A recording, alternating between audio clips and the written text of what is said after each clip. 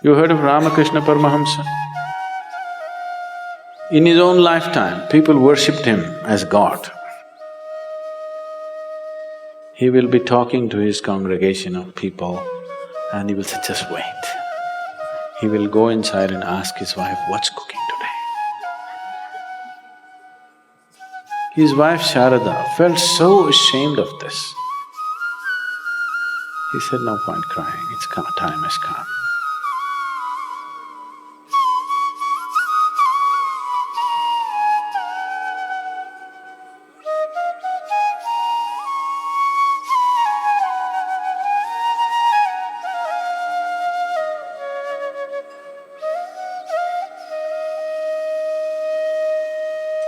Because they don't want to be clients to bad designers.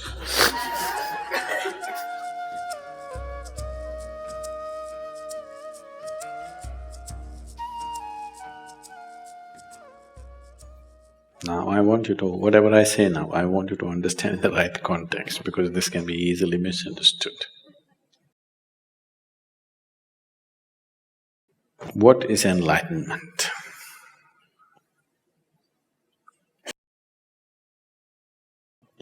There was a time in 60s, there used to be ads in California saying, if you go to India, it will take 12 years, $25, 1 hour, you can be enlightened here. There used to be ads where all you have to do is wear headphones, wear some fancy-looking goggles, and you would have… and they'll also put something into you together. It gave you such a psychedelic experience. So, people advertise. So, what is enlightenment? You know, repeatedly we're going on saying asatoma sadgamaya, asatoma sadgamaya. What it means is, you're trying to invoke yourself, I want to move from untruth to truth. There are many ways of looking at it. To put it very simply, the fundamental untruth about you is, right now, what is not you, you're experiencing as myself. This is a piece of earth. Repeatedly we've gone over this. But right now, you experience this as myself. This is an untruth, isn't it? If I experience this, a sofa as myself, definitely I need a couch, isn't it? Yes, sir? So, if you think, I am this vessel, you're definitely a case, isn't it? Treatment needed or no? Yes. Yes, if I think I'm a vessel, I need a treatment, but my body, this was also dug out of the planet. This was also dug out of the planet. Yes? This is also a piece of earth, this is also a piece of earth, isn't it? If I can think this is me, why can't I think this is me? Looks like I have an additional chamber in my head. Nice, isn't it? Extra chamber would help. But for sure it's madness, isn't it? This being me is definitely madness. Please look at it. This being me, is it not madness? Your only comfort is everybody is like this. Yes, that's how it is in the asylum. That's how it is. Just because everybody is like you, that doesn't make it the right thing. I know we are a democratic country, majority rules, whatever the majority says, that becomes the truth.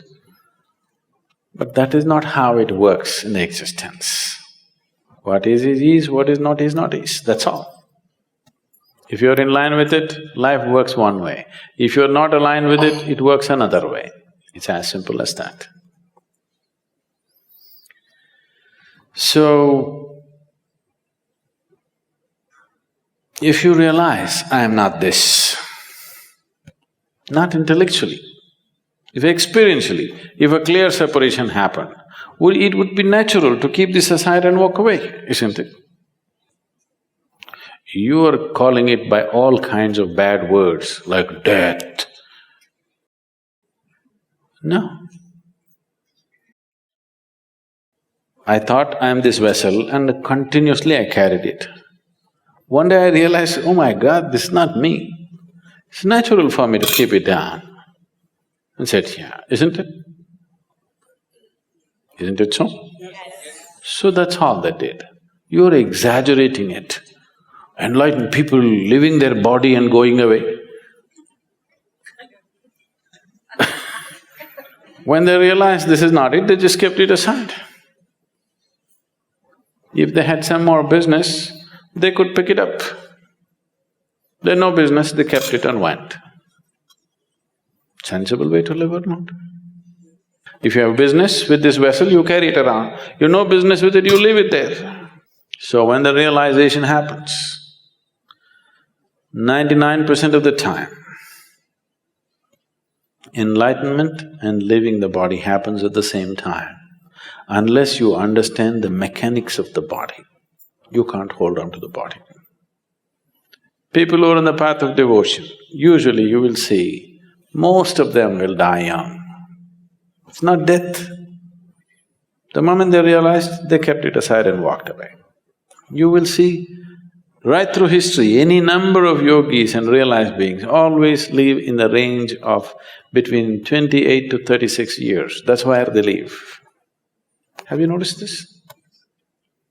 India is replete with such people. That's the time they live. You heard of Ramakrishna Paramahamsa? You heard of Vivekananda? He was the first yogi who came to United States in 1893. He was the first yogi. His guru was Ramakrishna Paramahamsa. He's a devotee. He has a mother goddess and he's devoted and he's in a different way altogether. In his own lifetime, people worshipped him as God. He was not crucified, he was worshipped because his presence and this thing was so phenomenal. But he was mad about food. He will be talking to his congregation of people and he will say, just wait. He will go inside and ask his wife, what's cooking today? His wife Sharada felt so ashamed of this. She said, what is your problem? Even I'm not bothered about food, what is your problem? We see you as God, what is this madness about food? I said, that's okay, but what's cooking? One day she felt so ashamed of this and she told him, I'm ashamed of you. Why are you mad about food? So he said, in that part of the country, always food comes on a large… in India we don't eat on plates like this, we eat on a plate like this. It's called a thali. A plates with served food is called thali. He said, the day you bring the thali to me, the day you bring this food to me, if I show no interest in the food, you must know there are only 3 days left. He said this and 7 years passed after that. After 7 years, one day, he always had this habit of sitting on a swing and eating. So he would sit on the swing and eat.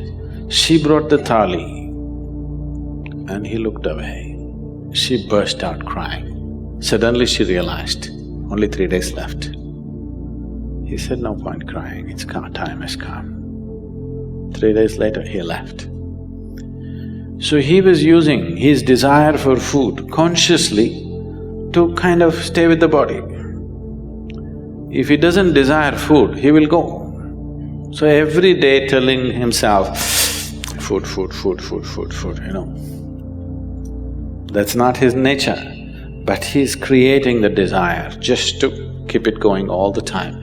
He sits here in the satsang and if the experience becomes big, immediately he gets up and goes and says, what's cooking, what's today, I want to eat this, I want to eat that.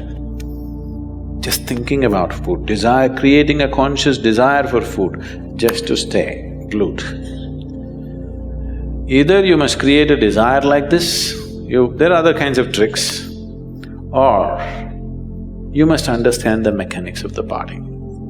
Understanding the mechanics of the body takes a certain amount of involvement, it doesn't just come. Realization can happen in a moment.